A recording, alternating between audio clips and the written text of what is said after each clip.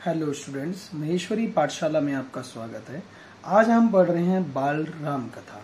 चलिए, तो बाल राम कथा में सबसे पहला चैप्टर जो है हमारे पास वो है अवधपुरी में राम, यानी अवधपुरी में राम। यह कथा अवध की है और बहुत पुरानी है। यह कथा कब की है? अवध की। और कितनी है? बहुत पुरानी है। अवध में सरयू नदी के किनारे एक अति सुंदर नगर था। कहाँ था? सरयू नदी के किनारे। अयोध्या वहीं सही अर्थों में दर्शनीय, देखने लायक, यानी दर्शनीय यानी देखने लायक, यानी जिसको हम देखें, दर्शन यानी जिसके हम दर्शन कर सकें, देखने लायक, भव्यता जैसे उसका दूसरा नाम हो, यानी बहुत ही भव्य। अयोध्या में केवल राजमहल भव्य नहीं था, उसकी एक एक इमारत आलीशान थी। यानी ये नहीं कि वो जो राजमहल था वही भव्य था, उसकी एक एक इमारत भी बहुत सुंदर है। उसकी एक एक इमारत आलीशान थी। आम लोगों के घर भव्य थे, सड़कें चौड़ी थी, सुंदर बाग बगीचे, पानी से लबालब भरे सरोवर, खेतों में लहराती हरियाली, हवा में हिलती फसलें सरयू की लहरों के साथ खेलती थी। अयोध्या हर तरह से संपन्न नगरी थी। संपन्नता कोने अंतरे तक बिखरी हुई, सभी सुखी, सब समृद्ध। दुख और विपन्नता को अयोध्या का पता नहीं मालूम था, यानी वहां दुख था ही नहीं किसी तरीके का। क्योंकि आप देखें वहां पर हर तरीके से, यानी देखें सड़कें भी चौड़ी, बाग बगीचे भी थे, सरोवर थे पानी के, सरयू जी की जल बह रहा है जहां पर, और इतनी अच्छी अच्छी फसलें हैं वहां पर, यानी किसी चीज की अयोध्या में कोई कमी नहीं थी। ठीक है। दुख और विपन्नता को अयोध्या का पता नहीं मालूम था, या उन्हें नगर की सीमा में प्रवेश ही नहीं था, यानी नगर की सीमा में उन चीजों को प्रवेश नहीं था। किसको? दुख को। उसे ऐसा होना ही था। वह कौशल राज्य की राजधानी थी। कहाँ की? कौशल राज्य की राजधानी। राजा दशरथ वहीं रहते थे। उनके राज में दुख का भला क्या काम, यानी उनके राज्य में दुख का क्या काम। राजा दशरथ कुशल योद्धा और न्यायप्रिय शासक थे। महाराज अज के पुत्र, यानी अगर आपसे क्वेश्चन में पूछ ले कि राजा दशरथ के पिता का नाम क्या था, तो हम लिखेंगे महाराज अज के पुत्र थे दशरथ। ठीक है। महाराज रघु के वंशज, रघुकुल के उत्तराधिकारी। रघुकुल की रीति नीति का प्रभाव हर जगह दिखाई देता था। सुख समृद्धि से लेकर बात व्यवहार तक लोग मर्यादाओं का पालन करते थे, सदाचारी थे। पवित्रता और शांति हर जगह थी, यानी पवित्र भी थे और शांति बहुत थी। नगर में भी, लोगों के मन में भी थी।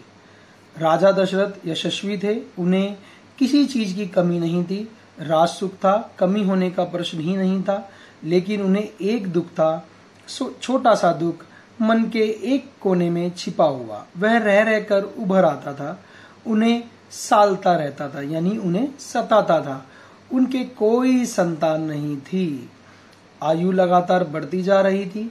उनकी 3 रानियां थी। कितनी रानियां थी? 3 रानियां थी, कौशल्या, सुमित्रा और केकई। आपसे एक प्रश्न पूछ ले कि राजा दशरथ की कितनी रानियां थी, तो आप लिखेंगे 3, और तीनों का नाम क्या है? कौशल्या, सुमित्रा और केकई। रानियों के मन में भी बस यही दुख, एक दुख था, संतान की कमी। जीवन सूना सूना लगता था। राजा दशरथ से रानियों की बातचीत प्राय इसी विषय पर होती थी, आकर रुक जाती थी। राजा दशरथ की चिंता बढ़ती जा रही थी। राजा दशरथ को चिंतित थे क्योंकि उनके कोई संतान नहीं थी। ठीक है। बहुत सोच विचार कर महाराज दशरथ ने इस संबंध में वशिष्ठ मुनि से चर्चा की। उन्हें पूरी बात विस्तार से बताई। रघुकुल के अगले उत्तराधिकारी के बारे में अपनी चिंता बताई। मुनि वशिष्ठ राजा दशरथ की चिंता समझते थे। उन्होंने दशरथ को यज्ञ करने की सलाह दी, जिसका नाम था पुत्रेष्टि यज्ञ। महाराज ने कहा, आप पुत्रेष्टि यज्ञ करें। महाराज, आपकी इच्छा अवश्य पूरी होगी। यह महान तपस्वी श्रृंग की देखरेख में हुआ। पूरा नगर उसकी तैयारी में लगा हुआ था।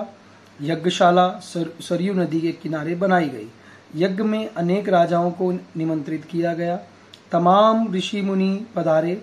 शंख ध्वनि और मंत्रोच्चार के बीच एक एक कर सबने आहुति डाली। अंतिम आहुति राजा दशरथ की थी। यह यज्ञ पूरा हुआ। अग्नि के देवता ने महाराज दशरथ को आशीर्वाद दिया। कुछ समय बाद दशरथ की इच्छा पूरी हुई। तीनों रानियां पुत्रवती हुईं। महारानी कौशल्या ने राम को जन्म दिया। चैत्र माह की नवमी के दिन रानी सुमित्रा के 2 पुत्र हुए, लक्ष्मण और शत्रुघ्न। रानी कैकेयी के पुत्र का नाम भरत रखा गया। राजमहल में खुशी छा गई। नगर में बधाइयां बजने लगी, मंगल गीत गाए गए। हर और खुशी उत्सव जैसा दृश्य। राजा दशरथ प्रसन्न थे। उनकी मनोकामना पूरी हुई। प्रजा प्रसन्न थी कि दशरथ की चिंता दूर हुई। नगर में बड़ा समारोह आयोजित किया गया। धूमधाम से आयोजन में दूर दूर से लोग आए। राजा दशरथ ने सबको पूरा सम्मान दिया। उन्हें कपड़े, अनाज और धन देकर विदा किया। चारों राजकुमार धीरे धीरे बड़े हुए। वे बहुत सुंदर थे, सुदर्शन। साथ खेलने निकलते तो लोग उन्हें देखते रह जाते, यानी बहुत ही मनमोहक थे। आंखें उनसे हटती ही नहीं थी। चारों भाइयों में आपस में बहुत प्रेम था। वे अपने बड़े भाई राम की आज्ञा मानते थे। खेल कूद में लक्ष्मण प्राय राम के साथ रहते। भरत और शत्रुघ्न की एक अलग जोड़ी थी। और बड़े होने पर राजकुमारों को शिक्षा दीक्षा के लिए भेजा गया। उन्होंने कुशल और अपनी विद्या में दक्ष गुरुजनों से ज्ञान अर्जित किया। शास्त्रों का अध्ययन किया, शस्त्र विद्या सीखी। चारों राजकुमार कुशाग्र बुद्धि थे, यानी बहुत अच्छी बुद्धि के थे। जल्दी सब विद्याओं में पारंगत हो गए। ठीक है, उन्होंने बहुत जल्दी अपनी विद्या प्राप्त कर ली। राम इसमें सर्वोपरि थे। उनमें कई अन्य गुण भी थे, विवेक, शालीनता और न्यायप्रियता। राजा दशरथ को राम सबसे अधिक प्रिय थे, ज्येष्ठ पुत्र होने के कारण। यानी राम जो थे सबसे बड़े थे और राजा दशरथ के वो सबसे ज्यादा प्रिय थे। और इन मानवीय गुणों के कारण भी, यानी ये जो गुण भगवान राम में थे, इनके कारण भी वो राजा दशरथ के अति प्रिय थे।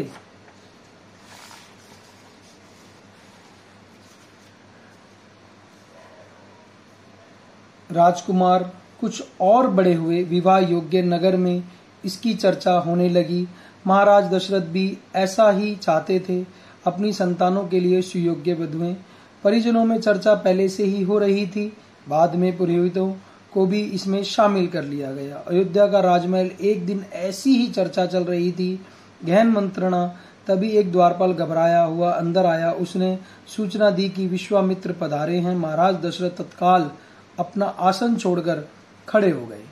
ठीक है जी, उस जमाने में अगर कोई राजा से मिलने के लिए कोई मुनिवर आ जाता था तो वो सब कुछ छोड़ करके उन मुनि से मिलने पहुंच जाते थे।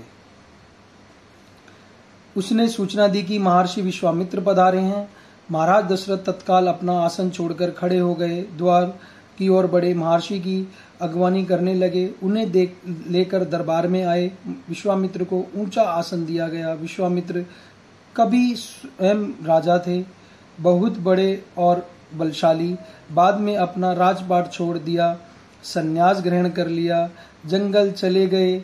वहीं उन्होंने अपना आश्रम बनाया। उसे उन्होंने सिद्धाश्रम नाम दिया। महर्षि के स्वागत सत्कार के बाद दशरथ ने कहा, महर्षि आज्ञा दे, मैं आपकी क्या सेवा कर सकता हूँ?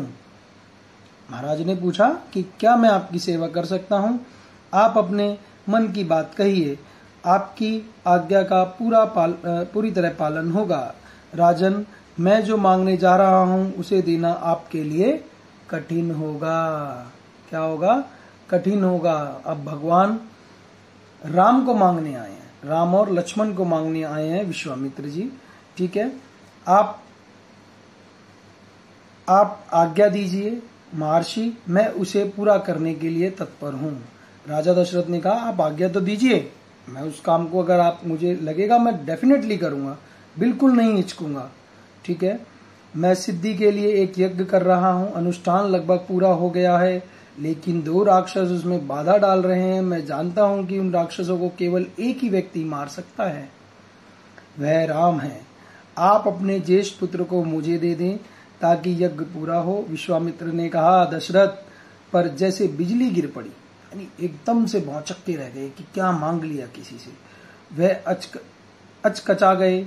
उन्हें उम्मीद ही नहीं थी कि मुनिवर उनसे राम को मांग लेंगे। उनके ज्येष्ठ पुत्र, उनके सबसे प्रिय दशरथ चिंता में पड़ गए।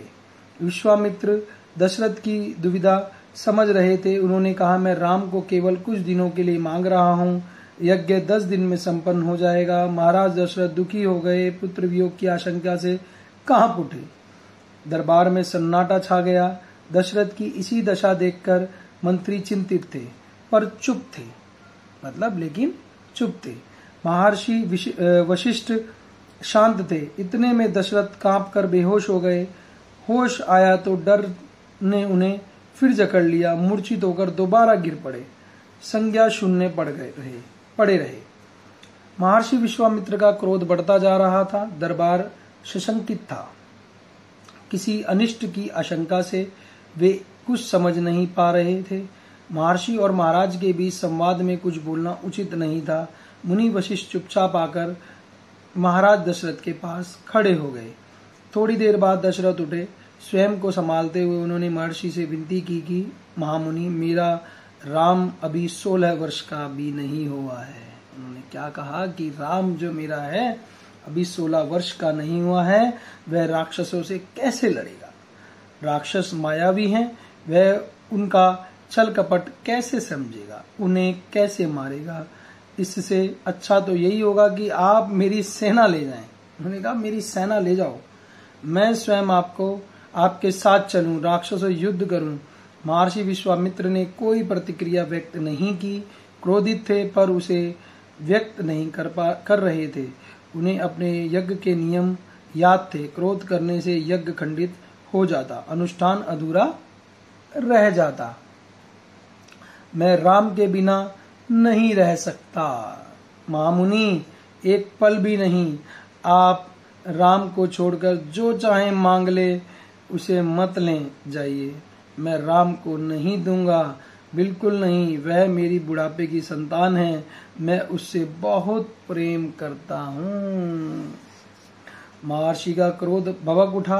दरबार, मंत्रीगण और ऋषि मुनि सख्ते में आ गए। आप रघुकुल की रीति तोड़ रहे हैं राजन, वचन देकर पीछे हट रहे हैं।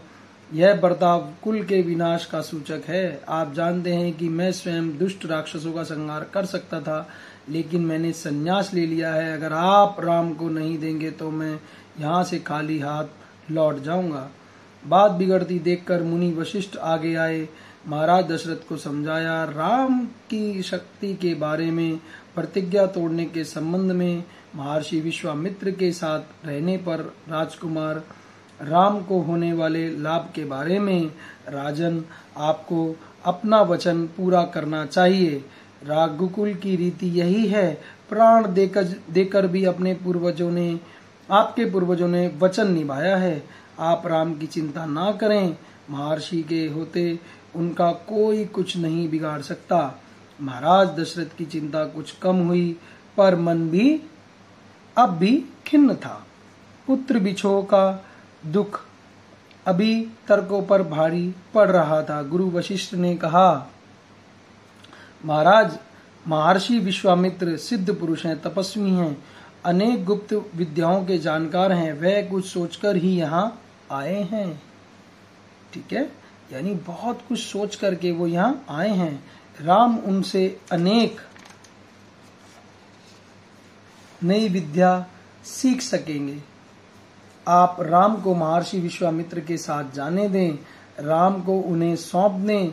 दशरथ ने मुनि वशिष्ठ की बात दुखी मन से स्वीकार कर ली, लेकिन वह राम को अकेले नहीं भेजना चाहते थे। उन्होंने विश्वामित्र से आग्रह किया, कहा कि वे राम के साथ उनके छोटे भाई लक्ष्मण को भी ले जाएं। महर्षि विश्वामित्र ने महाराज दशरथ का यह आग्रह स्वीकार कर लिया। राम और लक्ष्मण को तत्काल दरबार में बुलाया गया। महाराज दशरथ ने उन्हें अपने निर्णय की सूचना दी। दोनों भाइयों ने उसे सहर्ष स्वीकार कर लिया। फिर सिर झुकाकर आदर सहित इसकी सूचना माता कौशल्या को दी गई। बताया गया कि राम और लक्ष्मण वन जा रहे हैं। महर्षि विश्वामित्र के साथ नितांत गंभीर माहौल में स्वस्ति वचन हुआ, शंख ध्वनि हुई, नगाड़े बजे। महाराज दशरथ ने भावुक होकर दोनों पुत्रों को मस्तक चूमकर उन्हें महर्षि को सौंप दिया। दोनों राजकुमार बिना विलंब किए महर्षि के साथ चले बढ़े। बीहड़ और भयानक जंगलों की ओर विश्वामित्र आगे आगे चल रहे थे, राम उनके पीछे थे। लक्ष्मण राम से 2 कदम पीछे, अपने धनुष संभाले हुए, पीठ पर तूड़ी बांधे, कमर में तलवारें लटकाए हुए। अब कहाँ चले हैं भगवान? विश्वामित्र जी के साथ। कहाँ पर? वन में।